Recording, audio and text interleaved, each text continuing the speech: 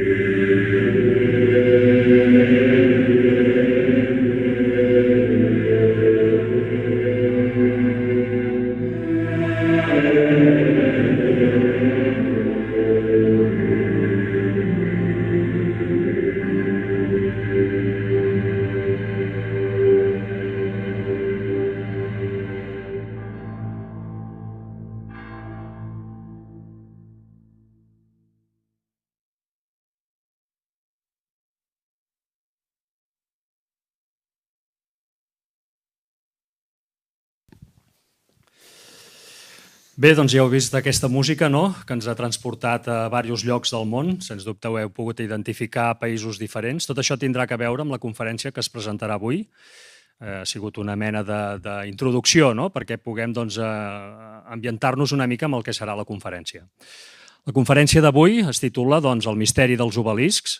És un tema, en fi, diferent, no? Normalment un està acostumat a veure obeliscs per tot el món. Quan un viatja veu que hi ha obeliscs pràcticament a totes les ciutats, no? Normalment un identifica aquests monuments com algo decoratiu, algo que es posa allà per embellir el lloc, per crear un efecte estètic, però evidentment, com tantes coses a la vida i com tantes coses en aquest món, a darrere hi ha un significat I quan un comença a rascar amb aquestes coses, doncs es dona compte que sempre hi ha més del que realment ens expliquen, no? Avui, per tant, farem aquesta tercera conferència, que titularem doncs, així, El misteri dels obeliscs.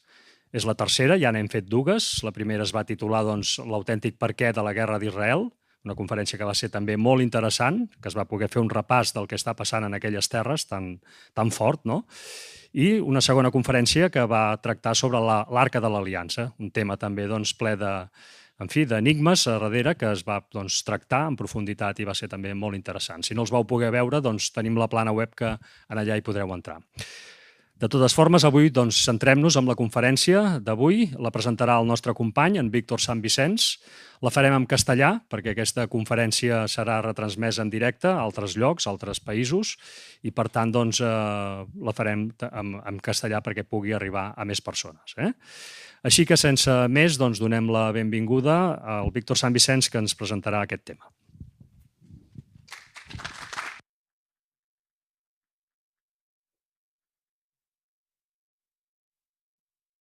Buenas tardes a todos, buenas tardes. Gracias por los aplausos antes de empezar, porque eso motiva mucho, pero espero que también los tengáis para el final, porque si no, pintará muy mal la cosa.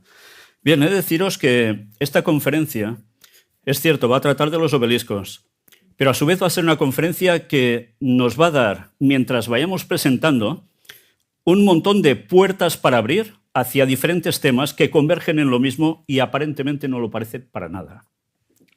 Esto quiere decir que vamos a leer bastante, pasando informaciones que es necesario que conozcamos y que nos dejarán una serie de interrogantes que iremos desarrollando a lo largo de próximas conferencias. Es más, la conferencia de hoy quizás será densa, seguramente, pero nos va a dar paso a una segunda parte de este mismo tema bajo un nombre distinto, pero que va a ser el que nos va a clarificar todos los conceptos que hoy empezaremos a ver. Os pido perdón también porque se nos ha estropeado ahora mismo la otra pantalla grande y lo deberéis mirar todos los de delante a esta y los de atrás. Funcionan, ¿no? Las dos de atrás. Bueno, menos mal. Empezamos por lo básico. ¿Qué es un obelisco? Todos sabéis qué es un obelisco, ¿verdad? ¿Queréis verlo en una descripción gráfica en Egiptomanía, como lo describen? El obelisco fue la forma simbólica arquitectónica más antigua de Egipto. Consiste de una columna alargada, cuadrangular, montada sobre una pequeña base, ligeramente mayor que la dimensión de la columna, cuyos lados se van reduciendo hasta llegar al tope, terminando en una punta piramidal llamada piramidión. Fijaos que habla de Egipto. Cuando vemos un obelisco, enseguida, ¿con qué país lo relacionamos? Egipto. ¿Pensamos que puedan haber obeliscos en otros países distintos que no sean egipcios? ¿Existen o no? ¿O son que se han trasladado desde Egipto a otros lugares? Pues esto lo vamos a ver, porque es sumamente interesante. Haremos un recorrido histórico que nos va a dejar alucinados. Pero sigamos. Generalmente los lados eran tallados con inscripciones jeroglíficas que indicaban el nombre y los títulos del rey que había ordenado la fabricación del obelisco, la divinidad a la que había sido dedicado, esto subrayadlo bien, y la narración del acontecimiento político histórico en cuya conmemoración había sido erigido. El piramidión estaba recubierto de oro. Ahora normalmente los vemos y es piedra pelada, ¿no? Antiguamente no era así. La parte superior, el piramidón, recubierto de oro, bronce o de una aleación de metales, de manera que resplandeciera cuando la luz solar incidía sobre él, o también podía llevar inscripciones en la cual el faraón rinde culto al dios Ra, Amon-Ra, o cualquier forma de este ofreciéndole incienso o vino. Bueno, también podría ser Ra-Amón, pero no, es Amon-Ra. Desde un punto de vista escultórico, los obeliscos egipcios eran considerados como una forma de menhir. ¿Estáis asociando obeliscos con menhires? Normalmente la gente no hace esta asociación, ¿eh? Y se construían principalmente de granito, basalto gris o cuarcita. La palabra común para el monumento que los antiguos egipcios llamaban tejen es obelisco. Fijaos que se llamaba tejen, curioso el nombre. que es derivada del griego obeliscos, que significa asador, daga, lanza, punta de espada, etc. Por tanto, ya nos hace una descripción muy vertical, algo puntiagudo. Aquí veis una imagen, reconstrucción del Templo del Sol de Niuserre, en Abu Ghraib. Al centro del mismo se levanta un obelisco como símbolo de ¿qué? Solar. Símbolo solar. Ahora enseguida pensad, ¿habéis visto obeliscos por el mundo alguna vez, no? ¿Pensáis que son esto? ¿Símbolos solares? Normalmente pensáis, como decía Luis en la presentación, ¿no? Vale, un monumento. Fa maco, hace bonito, sí. Pero es que es algo más. Veremos más cosas. Vamos al origen. Así nos describen el origen de los obeliscos. Luego veremos si esto es del todo así o no. Los obeliscos más antiguos se remontan a la dinastía V, del 2494 al 2345 a.C. Era una época en la que al faraón se le llamaba hijo del dios Sol. Título que se añadió a partir de ese momento a la titulatura del faraón. Bueno, ahora viene algo interesante y escúchate esto porque nos servirá para próximos temas. En los comienzos de esta dinastía se había afianzado la leyenda de que el nacimiento del faraón era consecuencia de la unión del dios Sol y la reina que le había dado a luz. Al final de la dinastía surge el culto rival de Osiris, un dios que había sufrido muerte y resurrección. En este sentido, de acuerdo a la religión de Osiris, el faraón se asimilaba a Osiris al morir y el heredero real, el Horus encarnado, era identificado con Horus, hijo de Osiris. ¿Este relato suena de algo? Algunos diréis, ni torta, seguramente. Otros quizás sí. ¿Pero es que vais cogiendo similitudes con algo del cristianismo? Sí, ¿no? Bueno. La influencia del culto al sol dejó su marca en la arquitectura. El dios Sol era reverenciado en templos en los cuales se encontraba su emblema en un patio a cielo abierto, la piedra Ben-Ben, una piedra cónica levantada sobre un pilar formando un obelisco, estructura que a su vez descansaba sobre una base de forma de pirámide truncada.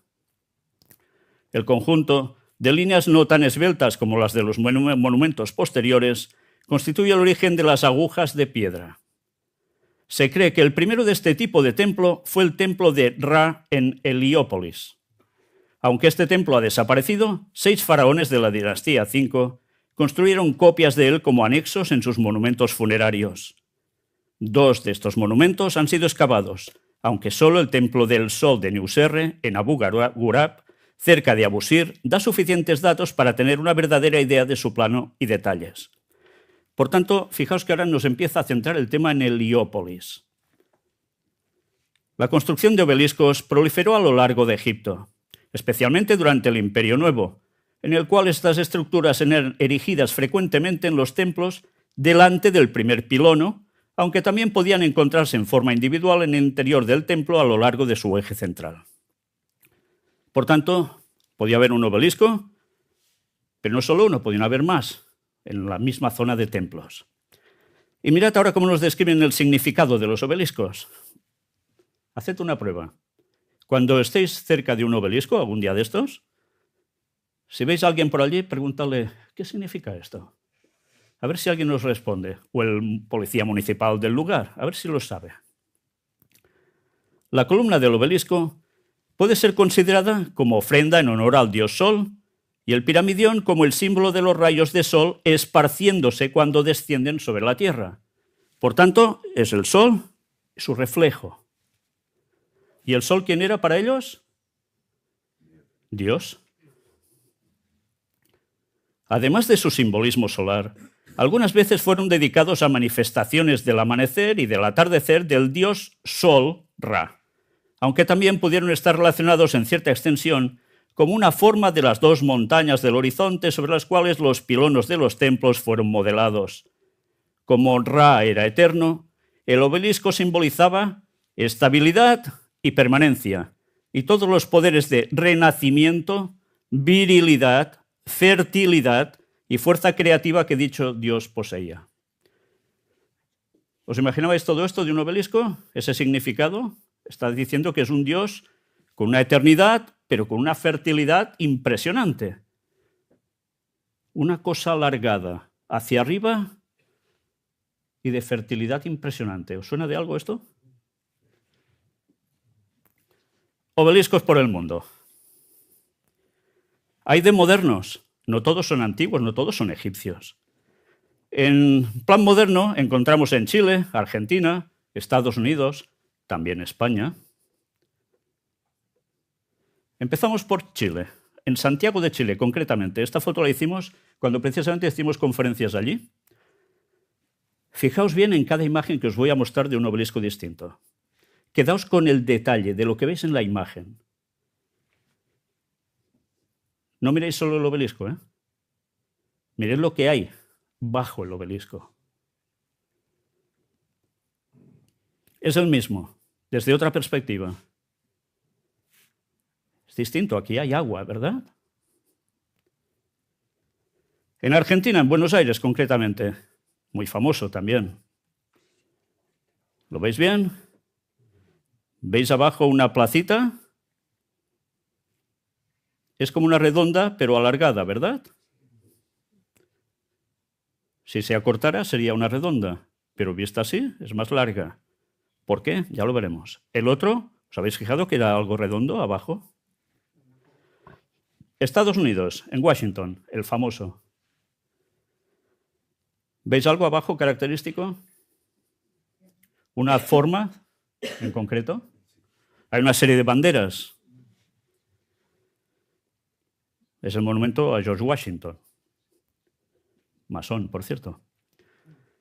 Aquí otra perspectiva del mismo obelisco. Fijaos en su base que hay. ¿Lo veis bien, no? Esto es el piramidón, la parte de arriba. Interesante cuando subes arriba, porque puedes ver cómo está labrado. Es bueno, desde luego de una vista impresionante, eso sí. Pero esto, pensad que originalmente, si estos fueran egipcios, estarían recubiertos de algo dorado que brillaría con la luz del sol. El mismo desde otra perspectiva. ¿Qué veis abajo? Agua. ¿Es solo para patos? Veremos si es para eso o es algo más. Y en España, en Zaragoza concretamente.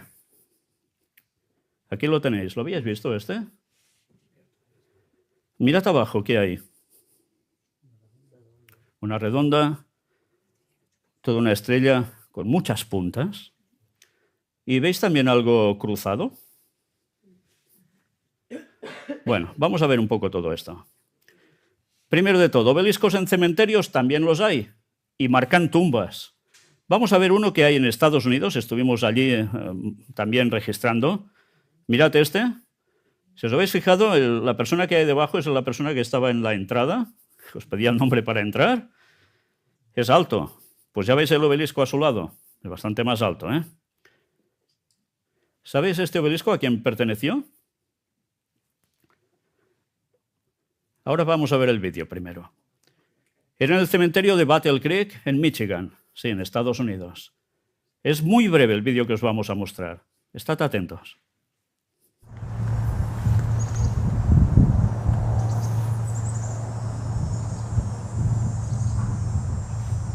No sale el vídeo por aquí.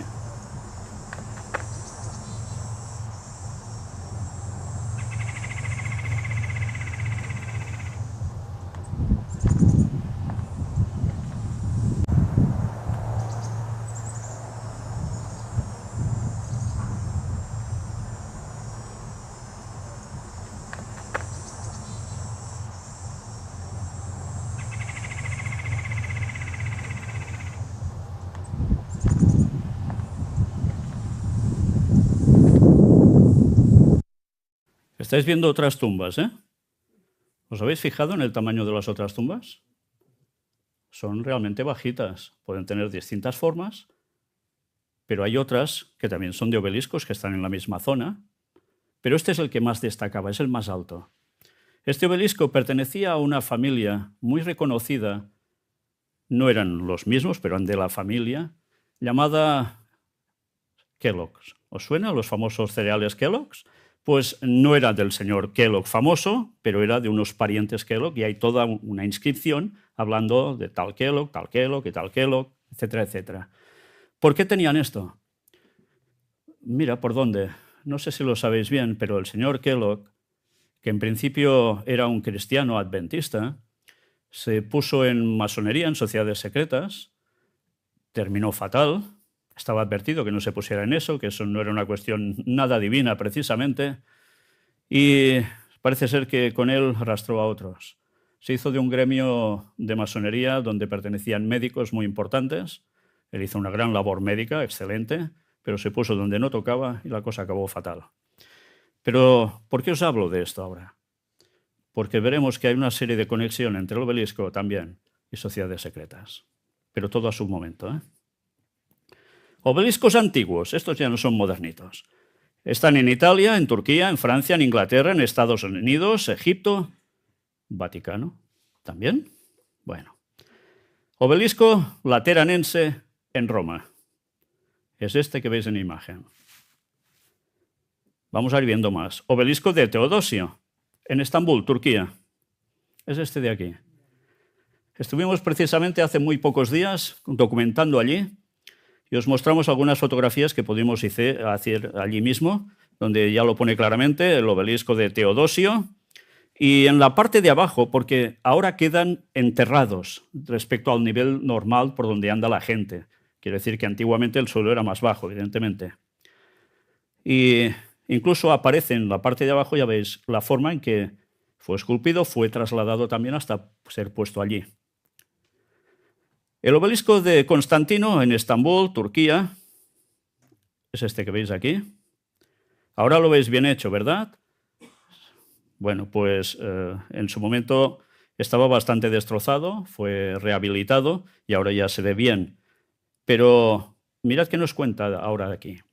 El obelisco de Constantino se encuentra en la parte sur del hipódromo de Constantinopla en Estambul, Turquía, junto a la columna de las serpientes. Columna de las serpientes. Bueno, no suena muy agradable, ¿no, el tema? Con una altura de 32 metros, fue construido con bloques de piedra. Se desconoce la fecha exacta de su construcción, aunque se sabe que fue Constantino VII quien lo mandó restaurar en el siglo X. Allí había antiguamente un hipódromo. Este obelisco fue trasladado hasta allí. Se puso allí, igual que el otro. No eran originales del emplazamiento. Pero resulta que allí en medio aparece la columna de las serpientes. Y diréis, bueno, una columna más, ¿y qué? Vamos a verla. Es esta. ¿Veis que está en forma de espiral? Está cortada de arriba. Antiguamente tenía 3 cabezas de serpiente, que ya no están. Pero aquí explica el porqué. Hemos traducido y os mostramos la parte más interesante. Se trata de un monumento de bronce conocido con el nombre de columna serpentina que sobrevivió hasta nuestros días del hipódromo romano. Mientras Constantino establece Constantinopla, es decir, la nueva capital de Roma, sabéis, ¿no?, que se pasó el imperio de Roma allí, a Constantinopla, la actual Estambul. Trajo algunos de los obeliscos monumentales establecidos para conmemorar importantes acontecimientos históricos anteriormente y con el objetivo de celebrarlos en el hipódromo para decorar la nueva ciudad. Uno de estos obeliscos es la columna de la serpiente.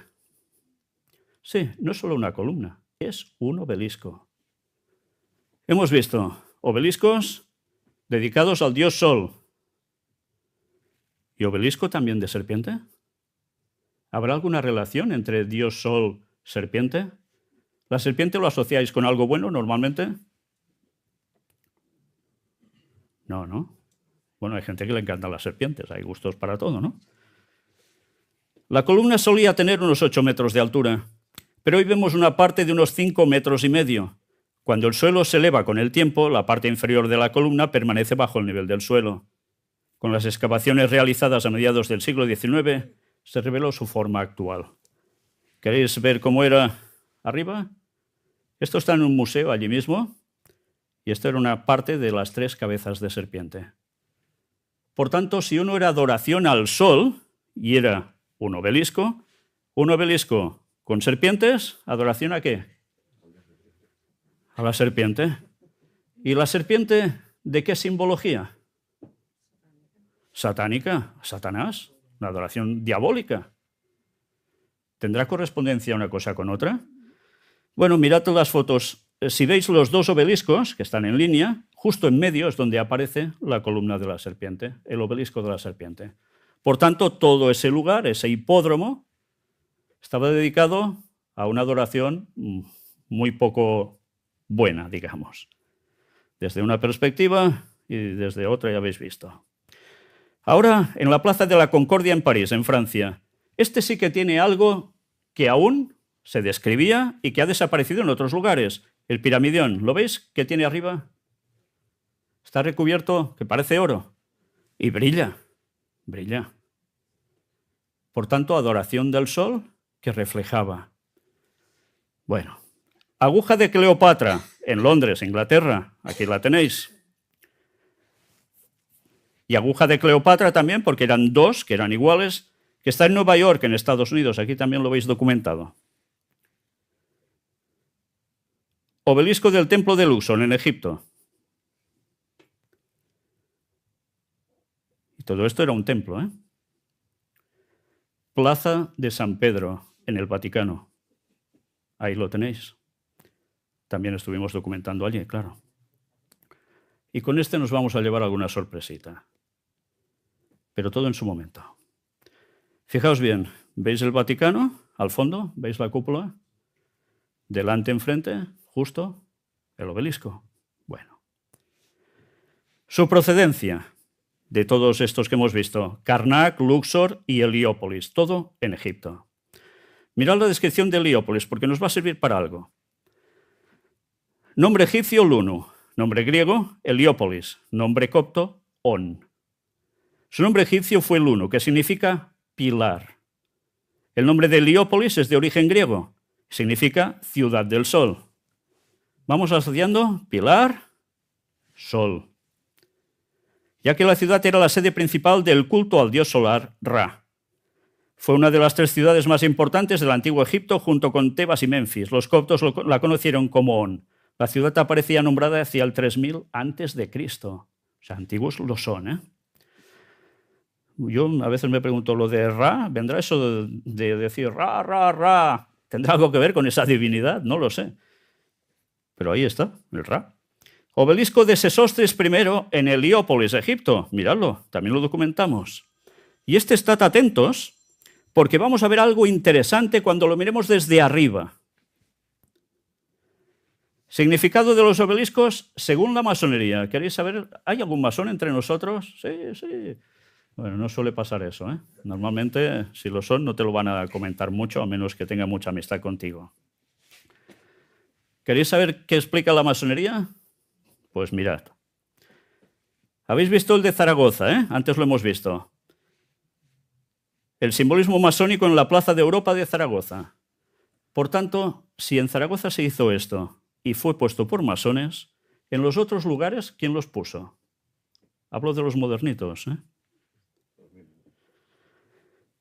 El obelisco. Este obelisco, inspirado en los del antiguo Egipto, mide 33 metros de altura. ¿33? ¿Os suena de algo este número? Del rito escocés. Son los grados del rito escocés, 33. Mide 33 metros, a los que se añaden 2,5 de pedestal y está fabricado en mármol y hormigón. La figura del obelisco es muy importante en masonería, tratando de emular la grandiosidad de los egipcios, como el obelisco de mármol blanco erigido en Washington, D.C., uno de los más emblemáticos por su altura de 170 metros. Este símbolo es un pilar que sujeta el mundo. ¿Os lo habíais imaginado así, que un obelisco sujeta el mundo? Pero esto no es todo. Al mismo tiempo que es una representación de la relación con la divinidad, con el vértice apuntando al cielo. Los pilares son símbolos de gran valor. El iniciado de la antigüedad veía en el obelisco el verdadero espíritu del dios al que adoraba. Ahora pasad por la calle y preguntárselo al primero que ve un obelisco, a ver si os cuenta esto. Seguro que no, pero ellos lo saben. Curiosamente, como decimos, el obelisco de la Plaza Europa de Zaragoza tiene 33 metros. y su base, de 2,5 metros, está dividida en 3 pisos. ¿Es casualidad eso? ¿Lo hicieron porque sí? Con lo que son 3 peldaños los que separan el suelo del obelisco. Incluso en la sabiduría popular es conocido que el rito escocés antiguo y aceptado consta de 33 grados. El número 3 es muy significativo en la masonería. ¿Solo en la masonería? Ya veremos que no, pero eso más adelante. Por ejemplo, en el templo masónico hay justamente 3 peldaños para acceder al oriente. O sea que no están puestos y hechos de cualquier forma, están planificados con un objetivo concreto. Orientación. Sí, la orientación también es muy importante. Mirad si no. La orientación de esta construcción también resulta muy relevante. Las aspas de la cruz central, que claramente parece el símbolo de los templarios, están orientadas hacia los 4 puntos cardinales, o sea, a todo el mundo. Y además, los jardines adyacentes que indican hacia esas 4 direcciones son triángulos. El triángulo dentro del mundo de la masonería tiene múltiples significados e interpretaciones, pues es un símbolo también presente desde la antigüedad en muchas religiones. ¿Os suena alguna religión con un triángulo que le ponen un ojo en medio? También os suena eso, ¿no? Un detalle muy destacable en todo este entorno que nos ocupa es que el resto de la construcción se extiende hacia el oeste, hacia la Almozara. En otros términos que utilizamos más los masones, hacia occidente. De manera que el resto de jardines, placetas y monumentos que acompañan a la plaza central miran hacia el oriente, se orientan, donde, como hemos visto, se ubica el obelisco como construcción principal. Igual que sucede en el templo masónico, cuyo foco principal de atención es el oriente, por donde sale el sol, de donde viene la luz, separado del resto de la logia que es occidente. Cuando hemos visitado logias, hemos estado documentando en varias logias de este mundo, están hechos así todos. No se construyen porque sí. Tienen una orientación solar, que es la clave para entender que lo suyo no es una cuestión filosófica para que todo el mundo funcione bien y ya está, sino que tiene una asociación a un culto divino, entre comillas, camuflado de solo pensamiento filosófico. Hemos de gratar, rascar, para encontrar lo que hay detrás de muchas cosas, para que no nos engañen.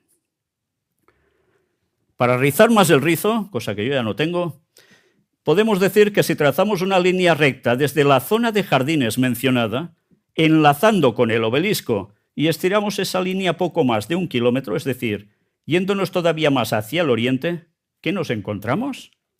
La cúpula de la Basílica del Pilar.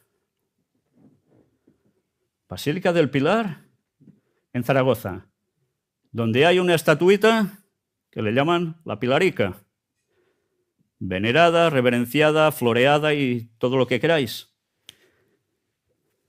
¿Y se llama la Virgen de qué? Del Pilar. Es la Virgen del Pilar. Algún día mostraremos qué era en verdad la Virgen del Pilar. ¿De dónde procede exactamente eso? Y pensad que tiene conexión con algo que ya hemos ido presentando y que hoy vamos a presentar algo más. De esas cosas que dices, ¿y esto qué tiene que ver con el tema de hoy? Pues ya lo iréis viendo. Porque resulta que hay un montón de conexiones distintas que si no sabes de dónde parte todo, quedas totalmente despistado, desorientado. La cúpula también tiene un gran significado en el mundo masónico. Hace una referencia cósmica, es una relación entre el macrocosmos y el microcosmos. Es decir, que se refiere a la vez al mundo y al hombre, y a la divinidad que está predispuesto a alcanzar. Un ejemplo muy significativo es la cúpula del Capitolio, también en Washington, D.C. Por tanto, ¿cómo está encarado todo esto? Mirad. A la izquierda arriba el obelisco. Trazan la línea de esos jardines, línea recta. ¿Veis dónde termina la última rayita amarilla? Abajo a la derecha es la cúpula de la Virgen del Pilar. No se ha puesto allí porque sí. Pero, ¿cómo puede ser esto? ¿Hecho por la masonería? Que resulta que un católico no puede ser masón, según dicen. Y la masonería apunta esto hacia la cúpula de la Virgen del Pilar, además. Pilar, que hemos visto que es uno de los significados también del obelisco. ¿No es algo raro esto? Bueno, sigamos. Mirad. ¿Lo veis claro? Esto no es Zaragoza. Esto es Washington. Justo enfrente del Capitolio hay el obelisco. No se han puesto así porque sí. Otro significado del obelisco. Mirad esta imagen. ¿Qué tienen en común? Agua, ¿verdad? Una más. Esto es Egipto. También. ¿Y por qué? ¿Os habéis preguntado el porqué de esto? Es un reflejo, ¿no? Mirad este escrito también de Hermes Trimegisto. Como es arriba, es abajo. Es arriba el obelisco, el reflejo en el agua. ¿Por qué se hace esto? ¿Así son más limpios o hay algo más? 3 veces grande. El nombre Hermes proviene del dios griego equivalente al romano Mercurio, quien tenía como función esencial ser el mensajero de los dioses. El término trimegisto significa el 3 veces grande, ya que posee el don de la triple sabiduría, física, mental y espiritual. En Egipto, esta figura fue llamada Tot o Dieuti. La similitud de estas deidades radica en que los 3 se movían entre el mundo de los dioses y de los humanos. Hacían de puente entre 2 realidades, lo de arriba y lo de abajo. Diodoro, historiador griego del siglo I a.C., de él vamos a mostrar algo en la próxima conferencia, impresionante. Comenta sobre Hermes que, en general, Osiris le tuvo como su escriba y sacerdote. A él comunicó cada cuestión y recurrió a su consejo en la inmensa mayoría de los casos. Por su parte, Clemente de Alejandría, del siglo I después de Cristo, comenta que el legado escrito de Hermes Trimegisto constaría de 42 libros que existían en todos los templos dedicados a la diosa ¿qué? Isis. Y también en la famosa biblioteca de Alejandría antes de ser destruida. Y quizás decís, ¿y ahora? ¿Por qué nos hablas de esto aquí? Quedaos con templos dedicados a la diosa Isis. Porque todo esto tiene relación. Sí, y vaya relación, os vais a quedar alucinados cuando lo sepáis. El filósofo griego Jámbico de Calcis afirmó que Hermes es el rector de la palabra, inspirador de los iniciados. Es él quien dirige la verdadera ciencia. Él es uno con todo y por ello nuestros antepasados le atribuían todos los descubrimientos y ponían sus obras bajo la protección del nombre de Hermes. G.R. Smith, escritor miembro de la Sociedad Teosófica, ¿os suena la teosofía? Bueno, en una palabra, es como una filosofía muy divina, muy teológica. En verdad es espiritismo, es una relación de espiritismo bárbaro, exagerado. Realizó en los albores del siglo XX un exhaustivo estudio de las obras herméticas, concluyendo que existiría aún otro Hermes, predecesor del 3 veces grande, anterior al diluvio, y por ende anterior al hundimiento de la Atlántida, lo que explicaría la sabiduría, la ciencia y las artes tan avanzadas del primitivo Egipto como legado de la civilización de los atlantes. Esta gente habla del diluvio. ¿El diluvio existió? Algunos diréis, anda ya, ¿cómo va a existir el diluvio? Allí en el museo tenéis la prueba. Estuvimos en el Arca de Noé, aún existe. Si no lo habéis visto, os lo mostraremos y os lo explicaremos. Aún existe el arca, a 1900 metros de altura, en el monte Ararat, justo donde decían los textos bíblicos. Sigue teniendo las medidas que decía el texto bíblico, pero además sigue teniendo los 3 pisos que consta. Y encima se ve la quilla por debajo cuando se hacen los escáneres de profundidad. Y ahí tenéis madera petrificada.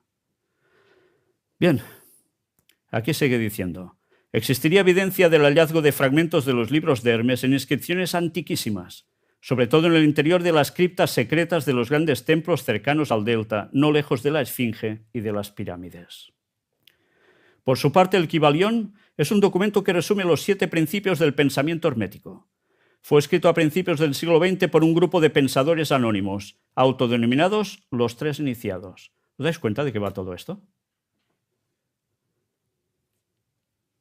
La teoría más popular indica que el francmasón Paul Foster Case, Michael Waite y William Walker Atkinson serían los autores. El documento llama a Hermes el gran sol central del ocultismo y dios de la sabiduría. Si es del ocultismo, ¿es cosa buena? Evidentemente no. Y en cambio le llaman también dios de la sabiduría. Entonces ya vemos una definición clara en todo esto. A lo malo llaman bueno. No hay otra, ¿eh? Pero mirad en los axiomas del Kybalión, os destaco solo 2 puntos. Correspondencia. Como es arriba, es abajo. Como es abajo, es arriba. Manifestación en 3 grandes planos: físico, mental, espiritual. Polaridad. Todo es doble. Todo tiene 2 polos. Todo. Su par de opuestos. Los semejantes y los antagónicos son lo mismo. ¿Entendéis ahora por qué se pone agua en esas zonas de obelisco? Porque hacen un reflejo. Lo que es arriba es abajo. Por tanto, si ese dios solar al que se venera tanto, se adora directamente, tiene un poder, también lo tiene abajo. Y ellos se conectan con esta divinidad. ¿Os dais cuenta de qué va esto? Esto va de espiritismo. Cuando veis un obelisco, no es, ¡oh, qué bonito, ya está! Detrás hay una cuestión de espiritismo, de culto al diablo. Y esto está en tantas ciudades y la gente se queda tan ancha. Pues ya veis lo que es. Un significado más. ¿Conocéis a este señor? ¿Os suena? Albert Pike, nacido en Boston, de 1809 a 1891 vivió. Reconocido masón grado 33, al cual se le adjudica la famosa carta escrita el 15 de agosto de 1871 sobre las 3 guerras mundiales. Sí, es impresionante ese escrito, ¿eh? Este hombre en la masonería en Estados Unidos es lo máximo que ha habido. Cuando estuvimos en la logia, precisamente, pudimos documentar mucho sobre él, lo tienen en sumamente alto. Escribió un libro muy conocido, Moral y Dogma. Este hombre es una referencia para el mundo masónico. Ahora dicen que no, esto era antes, ahora ya no. ¿Entiendes por qué dicen que ahora ya no? Porque no les interesa. Porque llega a decir cosas que los dejarían bastante comprometidos. Pero especialmente en la página 393 cogemos la parte que nos interesa para el tema de hoy. Este es su libro, veis una águila bicéfala, grado 32, 33 de la masonería. Aquí lo tenéis, en este libro en inglés, traducimos. Este escrito dice, de ahí la importancia del falo, o de su inofensivo sustituto, el obelisco, que se eleva como emblema de la resurrección junto a la tumba de la deidad enterrada en Lerna o en Sais. Por tanto, ya dice claramente que es un obelisco, es un falo erecto. Vosotros cuando pasáis por un obelisco normalmente no pensáis ahora en esto, ¿no? Ellos lo tienen muy claro.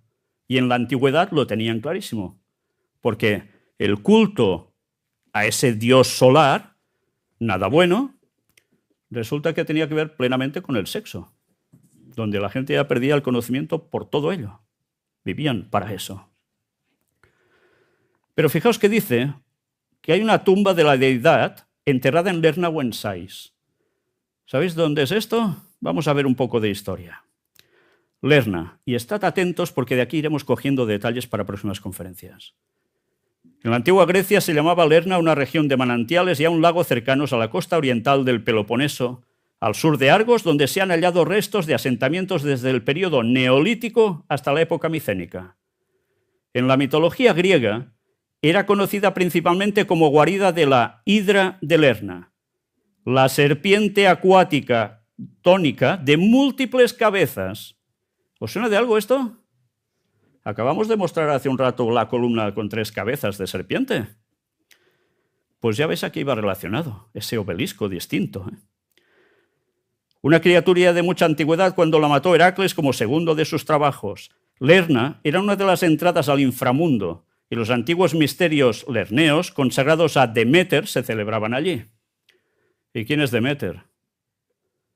¿Quién es Deméter? ¿La habéis oído alguna vez? Normalmente no se habla mucho de ella, ¿no? Vamos a ver quién era Deméter. La identificación con la diosa Isis está en el hecho de que las dos deben emprender una búsqueda. Su hija Core en el caso de Deméter y su esposo Osiris en el caso de Isis, produciéndose en los 2 casos una paralización de la vida en la naturaleza por la llegada del invierno en un caso y por el final de la crecida del río en el otro, hasta que se produce el encuentro y la naturaleza vuelve a renacer. Posteriormente, las sacerdotisas grecorromanas de Isis debían formarse previamente en los misterios eleusinos, según el modelo de las sacerdotisas de Deméter, las canéforas. Su asimilación con la diosa fenicia Astarte, por medio de Isis, fue facilitada por las relaciones comerciales entre el antiguo Egipto y la ciudad fenicia de Biblos, ya que según la mitología egipcia, ésta encontraría el cofre con el cadáver de su esposo en esta antigua ciudad. ¿Os dais cuenta? Hay una descripción y transición de una diosa que pasa por 3 nombres distintos, en 3 lugares o culturas distintas. En el museo habéis visto, al entrar, a la izquierda, toda una serie de figurillas de mujeres, ¿verdad? Bueno, si os habéis fijado, si habéis entrado muy deprisa no lo habréis visto. Luego podéis verlo. Y veréis cómo va cambiando de forma y va cambiando de nombre. Todo esto lo vamos a mostrar en una conferencia porque vais a ver qué cosas hay detrás de ciertas figuritas. Ahora hablemos de Sais, el otro lugar. Es el nombre griego de la capital del Nomo V del Bajo Egipto. Situada al oeste del delta del Nilo, fue residencia real de la dinastía 26, llamada Saíta. Su divinidad tutelar era la diosa guerrera Neit. Su nombre en egipcio es Sau, mientras que en árabe sería Sa el Agar, significando Sa la roca. Los asentamientos más antiguos de la región datan de la cultura Ma'dibuto, del 3500 a.C. ¿Os habéis fijado? En un lugar había una divinidad, aquí también. Esta se llama Neit. ¿Habéis oído hablar de Neit? Quizá la habéis visto y no sabéis cómo se llama. Ya la iremos viendo ahora. Pero mirad a qué va relacionado todo esto. La ciudad fue visitada y descrita a mediados del siglo V a.C. por el historiador griego Heródoto de Halicarnaso, quien menciona construcciones tales como el Palacio Real, el Templo de Neit, un lago sagrado, obeliscos y estatuas. ¿Vais asociando? Diosas, obeliscos también. Sais era uno de los principales escenarios de las celebraciones vinculadas a la coronación o jubileo del faraón, la fiesta Set. Muchos dignatarios del reino antiguo eran sacerdotes o sacerdotisas de la diosa Neit, demiurga cuyos orígenes se sitúan tradicionalmente en Sais. Nada queda del templo de Neit, propiamente dicho, y es difícil hacerse una idea de su esplendor y extensión. Lo más que puede hacerse es enumerar los elementos que pertenecieron a él, como los obeliscos que lo adornaban, uno de los cuales, el obelisco de la Piazza de la Minerva, fue erigido por Apries y se encuentra ahora en Roma. Sí, qué extraña cuestión tenían los romanos con llevarse obeliscos de Egipto hacia allá. ¿Por qué creéis? Porque seguían con la misma religión. En una cultura distinta era la misma religión. Pero ya hemos visto que en Roma hay uno que especialmente destaca. Y no es en Roma italiana en sí, sino es en la Ciudad del Vaticano. Qué raro, ¿no?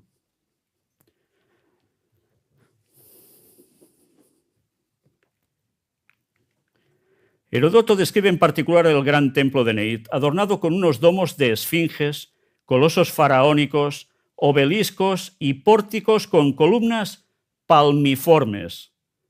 ¿Columnas en forma de qué? De palmas.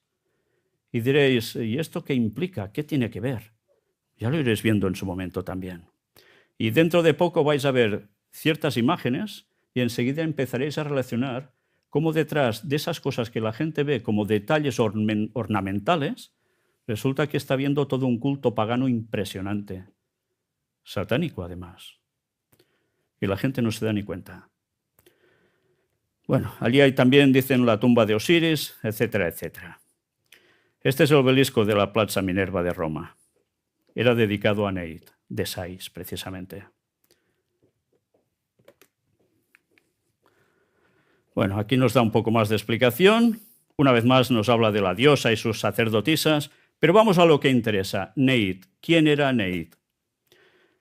Es una antigua diosa de la guerra y la caza, posteriormente creadora de dioses y hombres, divinidad funeraria, diosa de la sabiduría. Por tanto, ¿qué nombre tendría? ¿Otro nombre para sabiduría qué es? Sofía. diosa de la sabiduría, inventora en la mitología egipcia, por tanto una crack, ¿eh? Mujer con la corona roja del Bajo Egipto, con arco y 2 flechas, o una lechuza. ¿Una lechuza os suena de algo? ¿Un buito? ¿Una lechuza? De todo esto también hablaremos, porque no se os estáis dando cuenta, pero todo esto nos está llevando a hablar de sociedades secretas, ¿eh? Y sus simbologías, y cómo están repartidas por el mundo, y lo que están haciendo, lo que han hecho y lo que harán, y con alguien. Y una lanza o una lanzadera de tejedora. ¿Y qué diréis? ¿Y qué importa si tejía o no tejía? Esto nos va a servir para ir tirando del hilo y ver el mismísimo origen de los obeliscos. ¿Hasta dónde nos va a llevar esto? Sí, claro. Es que va asociado. Sí, sí. Esta es la cuestión. Por eso lo llaman también de aguja. Pues cuando vamos tirando del hilo, y todo esto iremos mostrándolo con tiempo, paso a paso, vais a ver que las cosas que estamos presentando no son porque sí, sino que es para destapar algo que la mayor parte de gente, por desgracia, desconoce. Y eso veréis qué sentido llega a tener. Porque alguien, incluso dentro de lo que dicen cristianismo, nos la está pegando en el mundo entero. Haciéndose pasar por cristianismo, resulta que son adoradores satánicos. ¿Os sorprende lo que os digo? Pues ya lo veréis en su momento. Lechuza, es tejedora, representada como escarabajo, abeja. ¿Abeja también? ¿Por qué abeja? Una abeja y la reina, ¿no? Ya lo veremos también en su momento. Ahora solo os digo una cosa, pensad un poco. ¿Conocéis alguna mujer que a veces se la muestre vestida también de abeja o con una túnica que tenga algo con abejas, que hay algún animalito así al lado también, etcétera? Ya lo iremos viendo. Vaca, pez, con cabeza de leona y a veces dando de mamar a un cocodrilo. Bueno, esta señora tenía todas las aptitudes, ¿eh? Neit, también llamada Tenut, la Libia, es una antiquísima diosa egipcia cuyo culto proviene del periodo predinástico, en el cual tenía forma de escarabajo, después fue diosa de la guerra y la caza y diosa inventora. Madre de Sobek en el Imperio Antiguo, considerada protectora del faraón e identificada con la abeja. Protege asimismo a Osiris y a Ra con sus flechas que adormecen a los malos espíritus. Es curioso, a los malos espíritus, pero si es que todo esto va de malos espíritus. Pero bueno, ellos tenían esta creencia. Lo peor es que hay gente en la actualidad que sigue teniéndola y no sabe que la tiene incluso. Ya me entenderéis más adelante. En el Imperio Nuevo se convierte en la diosa madre. ¿A qué os suena diosa madre? Ser andrógino, creador de dioses y hombres, la que engendró el universo a través de 7 flechas o 7 palabras, pues también se decía que creaba a través de la palabra con las que hizo surgir la colina primigenia. En el período saíta es una diosa nacional y se la proclamará madre de todos los dioses. Son títulos muy potentes, ¿no? Vamos, toda una madre, desde luego. Diosa madre. Todas las culturas de tantos años tienen una diosa madre. Solo cambia el nombre. Las aptitudes básicamente son las mismas. ¿Y os suena a alguien que le dijeron que es madre de Dios? ¿Es lo mismo decir madre de Jesús que madre de Dios directamente? El concepto cambia, ¿eh? Ya hablaremos de esto. Bueno, en su aspecto funerario es la diosa protectora de los muertos, la que inventó el tejido, por lo que se convierte en patrona de los tejedores y ofrece tanto las vendas como el sudario para los difuntos. También era la encargada de restaurar las almas a las que ofrecía pan y agua tras su largo viaje desde el mundo de los vivos. En fin, y así va continuando y con unos adjetivos, la llaman hasta la terrorífica, dama de Occidente, etcétera, etcétera. Esta es Neit. ¿Os suena? Ahora quizás sí, ¿no? Al verla así. Señora de Sais. Está en el templo de Luxor, de Ramsés II. Aún hay otro significado más. Volvemos a los obeliscos. Como los obeliscos eran también la simbología del órgano masculino erecto, el falo, alrededor de su base puede haber un círculo que a su vez simboliza el acto sexual en coito. por eso esas redonditas debajo y el pirulo que sube para arriba. ¿Entendéis? Esto no se hace porque sí. Es un culto de fertilidad, un culto de sexo, un culto de ya veremos qué cosas. Y todo esto con cuestión solar.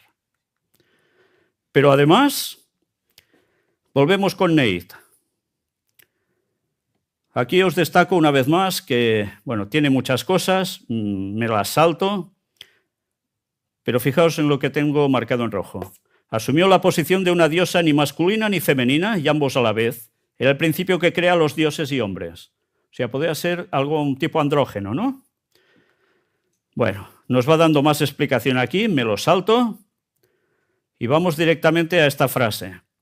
Un texto de Plutarco extraído del templo de Neit en Sais dice: soy todo lo que ha sido, lo que es y todo lo que será. Ningún mortal ha sido capaz de alzar el velo que me cubre. Vaya, casi nada, ¿eh? Esto es Vesica Piscis. La unión entre dos círculos, en medio se forma esta forma más elíptica. Y fijaos qué pasa en el monumento a Washington. Sí, había la redondita, ¿verdad? Lo hemos visto claro.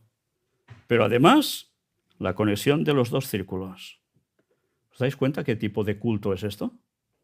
Esto es tremendo, ¿eh? Miradlo bien, aquí lo tenéis. La mandorla. Y en la mandorla, tan famosa, podéis ver cuadros en iglesias católicas donde aparece la Virgen en una mandorla. ¿Por qué será? Ya lo iremos viendo en su momento. Y lo último, mirad esto, obelisco de Heliópolis, Egipto, visto desde arriba. Obelisco, Plaza de San Pedro en el Vaticano. ¿Veis alguna diferencia? Es lo mismo. ¿Os dais cuenta? Sí, el obelisco está. Pero ¿qué hay alrededor del obelisco? ¿No veis una cuestión que parece la bandera inglesa, para que me entendáis? Disco solar del dios del sol, Shamash. ¿Vamos entendiendo por qué esto no son bromas? Es una adoración directamente solar. Y dices, bueno, que sea en Heliópolis, que tenían esos cultos paganos, pero lo mismo en la Plaza del Vaticano. Entonces, ¿a quién están adorando esta gente? Da que pensar, ¿no? El sol como dador de luz y vida. Hay una noticia muy curiosa de 2016. Muestra un descubrimiento. Cuando el espermatozoide llega al óvulo, se produce un destello de luz, lo que terminará generando vida. ¿Sabíais esto? Espermatozoide llega al óvulo y ¡pam! Hay algo que se incendia, hace luz. ¿Será que los antiguos conocían algo de todo esto? Porque el obelisco que hace arriba refleja la luz solar, hace un destello. Bueno, aquí nos explica la noticia, me lo salto, pero si queréis, mirad la imagen del vídeo, porque es rápida, pero se aprecia eso.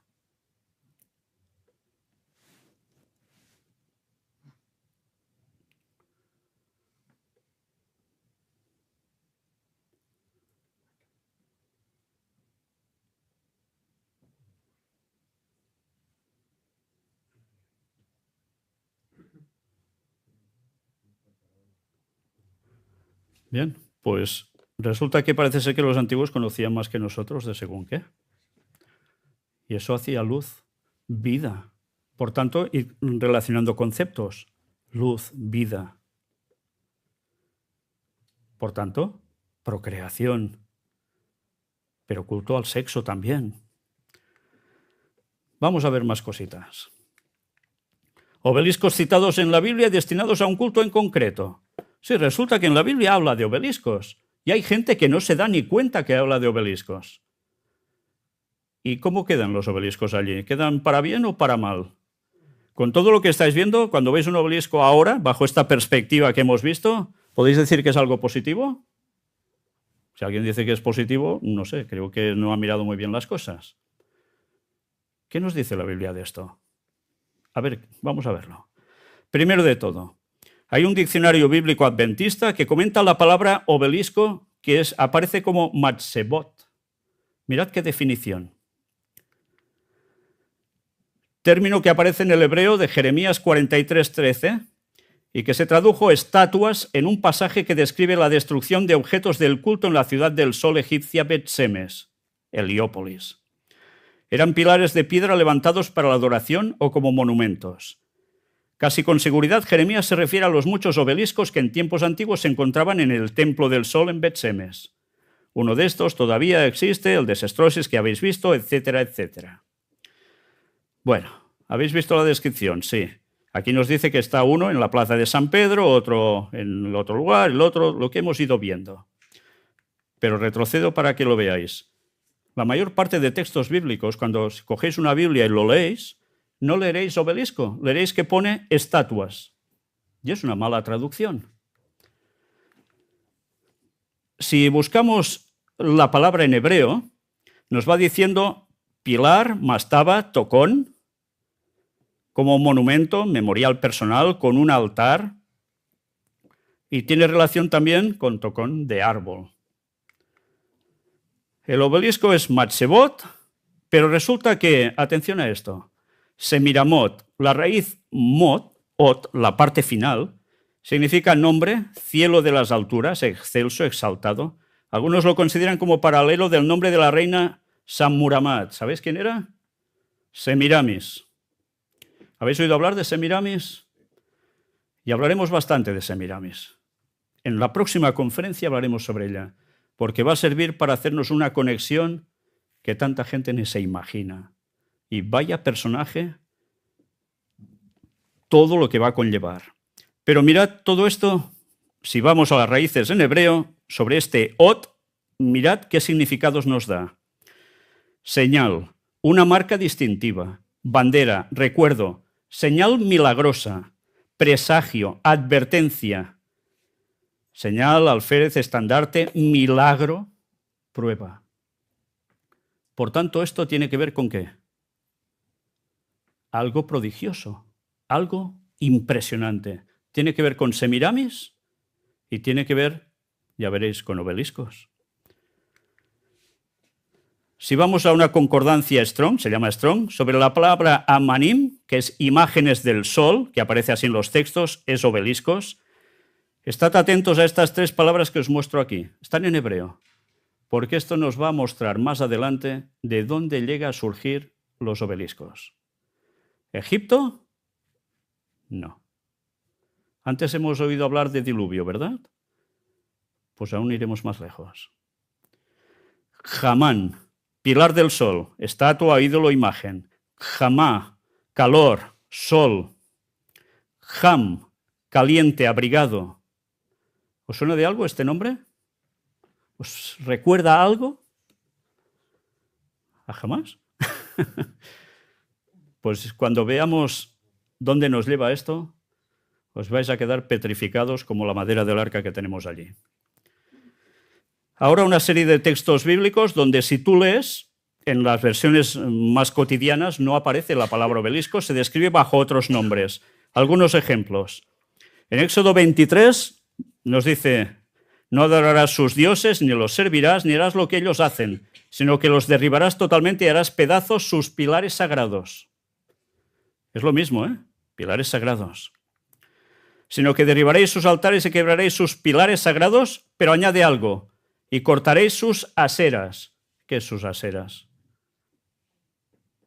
No tenéis idea de qué son aseras, ¿eh? ¿Que no? ¿Sí? ¿Alguien sí? No, eso es una acera.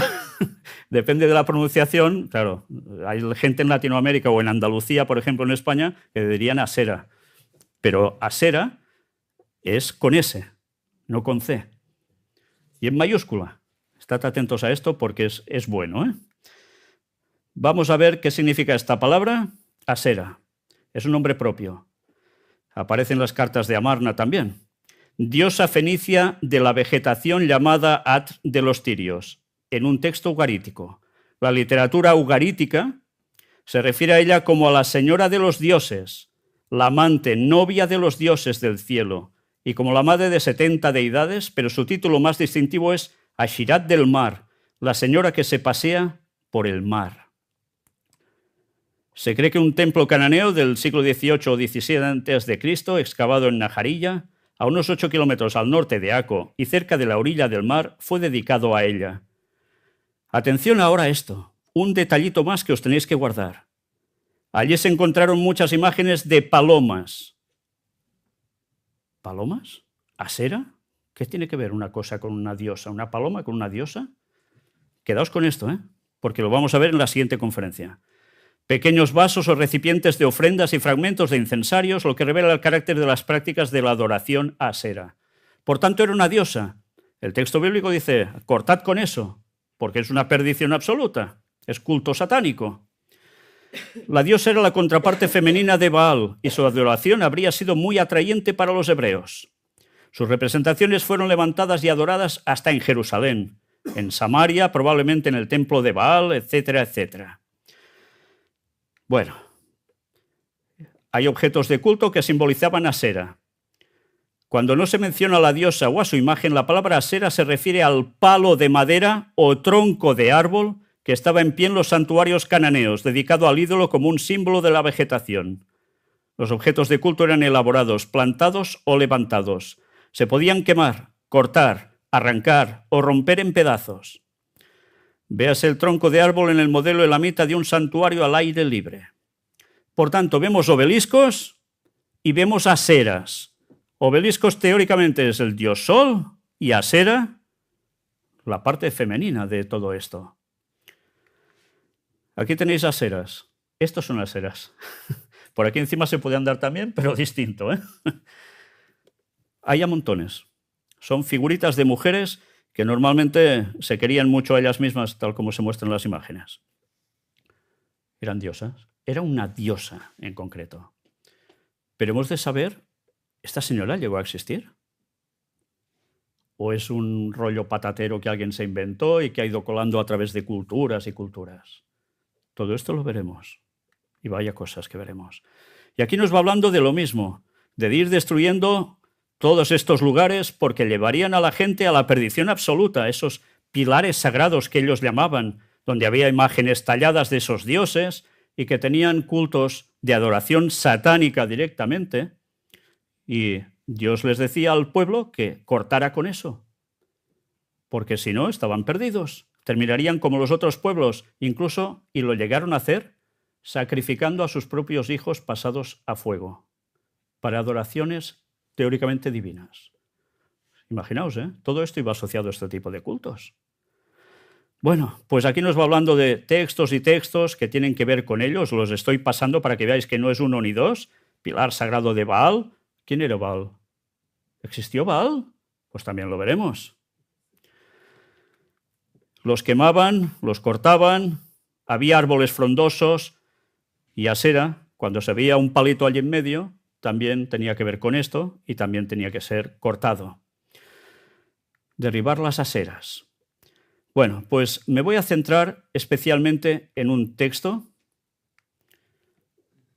Ya nos estamos acercando. Ya veis que hay un montón de textos bíblicos que hablan de esto y lo denuncia como algo totalmente de lo peor de lo peor. Y ahora la gente lo tiene en las ciudades y se quedan iguales. Fijaos en este texto, bien traducido, Jeremías 43:13. También quebrará los obeliscos de Heliópolis, la ciudad del sol, que está en la tierra de Egipto, y prenderá fuego a los templos de los dioses de Egipto. Pero una traducción aún mejor dice directamente, hará pedazos los obeliscos del templo del sol, que se encuentra en On, e incendiará los templos de los dioses egipcios. O sea, en Heliópolis también. Por tanto, recordad, On era la otra forma de decir Heliópolis. Y el culto, el mismo de siempre. En fin, y así va siguiendo, pero fijaos ahora qué nombre le dan a los obeliscos. Y me dijo, hijo de hombre, alza ahora tus ojos hacia el lado del norte. Y alcé mis ojos hacia el norte, y aquí al norte, junto a la puerta del altar, aquella imagen del celo en la entrada. ¿Qué es la imagen del celo? ¿Es un obelisco? ¿Qué se dice de los animales? Van en celo, ¿no? Pues esto lo tenían delante de un altar. Quiero decir que ya os podéis imaginar qué tipo de ritual llegaban a tener allí, ¿no? En fin, Luego sigue diciendo pilar sagrado, etcétera, etcétera. Y ahora, mirad esto. Estos son los obeliscos egipcios que hay en la ciudad de Roma y en el Vaticano. Y hay un montón, hay un montón. Iré un poco rapidito. Este lo hemos visto antes, el Lateranense, el Flaminio, el Solare, ya lo dice todo con el nombre, el Macuteo, extraído de Heliópolis, ya veis que muchos de ellos, Obelisco Dogali, Obelisco Matellano, Obelisco Esquilino. Y atención a este, es el que hemos visto antes del templo de Neit, que está puesto encima de un elefante. Pues, mirad, llevado y puesto en el campo de Marte en Roma por Domiciano desde Heliópolis, proveniente del templo de Isis. Alejandro VII en 1667 lo trasladó y puso ante la iglesia Santa María sopra Minerva. ¿Por qué precisamente Santa María? Santa María, ya veréis con quién va a tener relación, y por eso tiene esto allí. Dedicado a la diosa Minerva, de un templo pagano. Se han descubierto restos de un templo a Isis y un Serapeum bajo el nivel de la actual basílica y los edificios del convento precedente. En 1665 se encontró un obelisco egipcio enterrado en el jardín del claustro dominico adyacente al templo, precisamente con los dominicos. Ya hablaremos de los dominicos en su momento. Hay una frase grabada en el pedestal que dice: estos símbolos de la sabiduría de Egipto que ves grabados en el obelisco que sostiene un elefante, el más poderoso de todos los animales, son la prueba de que es necesaria una mente fuerte para sostener una sólida sabiduría. El obelisco, que tiene que ver con sabiduría, y es aguantado sólidamente por un elefante. Por tanto, nos están diciendo que hay una sabiduría en todo esto. ¿Esto es una sabiduría muy divina, acaso? ¿O todo lo contrario? Y este es el que hay en la Plaza de San Pedro, en el Vaticano, el famoso. Lo vemos bien, justo donde está, enfrente precisamente de la cúpula.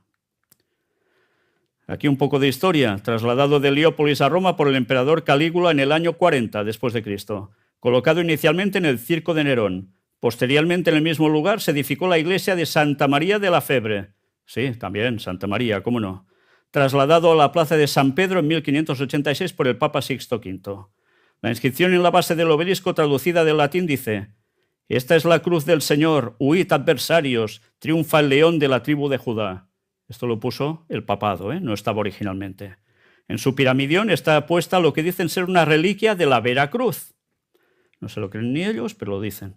Le llaman el testigo mudo porque ante él crucificaron al apóstol Pedro cabeza abajo. Fijaos cómo termina este obelisco arriba. Como todos los demás, no, le han puesto algo. Digamos que lo han catolizado. Ellos dirán cristianizado. Le han puesto una cruz y ya lo tenemos arreglado.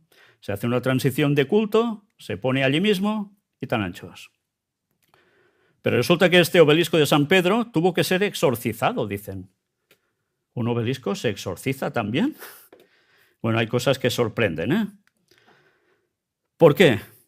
En 1586 el Papa Sixto V haría trasladar el obelisco a la plaza de San Pedro en calidad de testigo mudo del martirio del apóstol Pedro, fundador, dicen, de la Iglesia Católica. ¿Esto es verdad?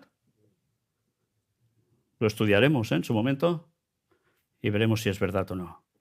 Se cuenta que al verlo montado al centro de la plaza, Sixto V exclamó: lo que era pagano es ahora emblema del cristianismo.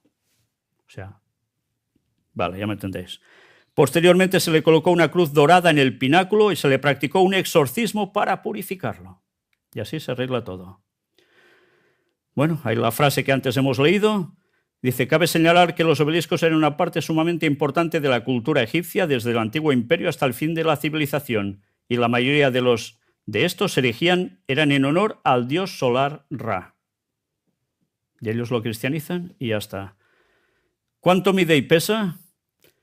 Ya en el siglo XVI, para su traslado de la hoy colina vaticana a la plaza de San Pedro, el obelisco de San Pedro fue protegido con una estructura de madera, de la cual tiraron 75 caballos para poder inclinarla, ponerla en posición horizontal, trasladarla y enderezarla, pues tiene un peso de 300 toneladas. También participaron 907 obreros. Como se encuentra actualmente el obelisco de San Pedro, mide 40 metros de altura. Se tomaron un trabajo impresionante para hacer esto. ¿Por qué? ¿Para adorar a Dios? ¿Esto? ¿En serio? Aquí unas imágenes grabados de la época, de cómo lo hicieron. Vaya faena, ¿eh? Pero además, sabéis que todos los que trabajaban aquí tenían una amenaza, ¿no? Si algo llegaba a pasar y esto se rompía, eran ejecutados. Muy divina no parece la cuestión, ¿eh? Pero un gran interés para que ese obelisco estuviera en ese lugar, donde finalmente ha terminado, desde luego sí que estaba. ¿Todo esto por qué? Ya lo veremos. Pero, ¿sabéis? También es cuestión de zodíaco, donde el centro es el obelisco como símbolo del sol. Mirad bien esto, lo hemos visto antes desde arriba, ¿verdad? Pues ahora mirad un vídeo que grabamos estando allí. Esto es el suelo alrededor precisamente del obelisco.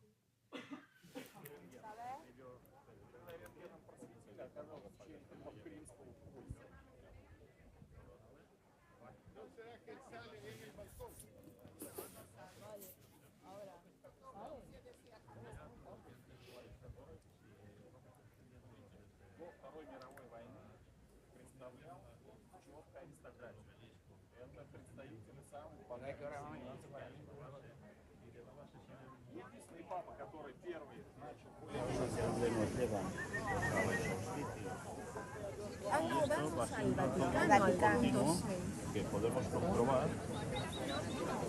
Fijaos, uno tras otro, luego vienen también los vientos. Esto hace un extrarradio impresionante que marca, una vez más, como ya vimos en esa primera conferencia, un centro absoluto que es la adoración al sol. Todas va en consonancia a lo mismo. Bueno, ya sabes, el sol es algo más que adoración al sol.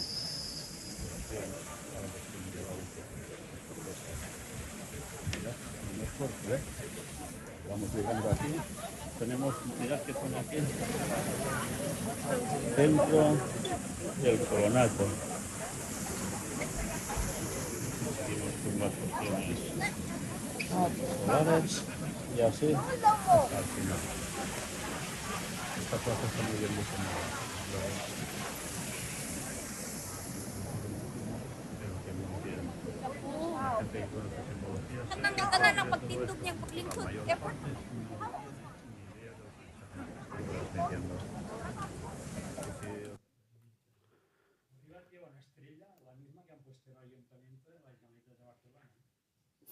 ¿Te suena, no?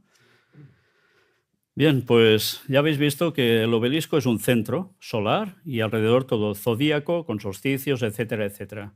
Tiene que ver con astronomía, pero también con astrología. Y esto es lo interesante. ¿Por qué todo esto está precisamente en un lugar donde dicen que adoran a Dios? Terminando prácticamente. Los obeliscos estaban asociados al culto al dios Sol y también a Nimrod y Baal. ¿Os suena Nimrod? De Babilonia. Hablaremos un poco de él el próximo día. Algunos investigadores masónicos sugieren que la palabra obelisco significa literalmente el eje de Baal u órgano de la reproducción de Baal. También directamente. Y conociendo estos datos sobre los obeliscos, ¿qué queda evidenciado? Que tienen que ver con el culto sexual y la generación de vida. ¿Y cómo se hacía esto? A través de Baal más Asera, la conjunción. En consecuencia, adoración solar generando todo culto pagano que se ha transmitido desde antaño. Y podemos terminar así. Y diréis, bueno, pero aquí, ¿dónde está la gracia de todo esto? Estamos viendo que es una adoración satánica. Pero hemos de averiguar de dónde surge en verdad todo esto, porque hay algo más. Hemos de ir hasta el fondo de la cuestión. Y os vais a quedar alucinados cuando veáis cuál es el auténtico origen de los obeliscos. No, no son de Egipto. Algunos se hicieron allí, sí, muchos. ¿Pero eso es el verdadero origen de los obeliscos? Os he dicho que os quedaréis con unas palabras que aparecían en hebreo, que empezaban diciendo Kham. Eso es lo que veremos el próximo día. Y veréis que después de esto vamos a enlazar con algo más, directamente con tema de sociedades secretas, porque es donde nos va a llevar esto. Y hay una unión extraña entre una parte del cristianismo y las sociedades secretas. Y están moviendo el mundo como les está dando la gana. Y eso es lo que vamos a ver próximamente. Y terminamos donde vamos a hacer el anuncio ya de la próxima conferencia. Dissabte 14 de desembre a les 17 hores a la sala de conferències El Gran Engany presenta El desconegut origen dels obeliscs, una història que va més enllà d'Egipte. El que mai t'explicaran a les notícies. Carrer Narcís Blanc, 11, Girona. Telèfon 678 64 22 63. Esta conferencia ha sido densa, os lo decía. La próxima va a ser bastante más dinámica, pero nos va a servir porque sin esta base no podríamos entender lo que va a venir después. Preparaos porque lo que viene realmente es muy fuerte. Hasta pronto y gracias por venir.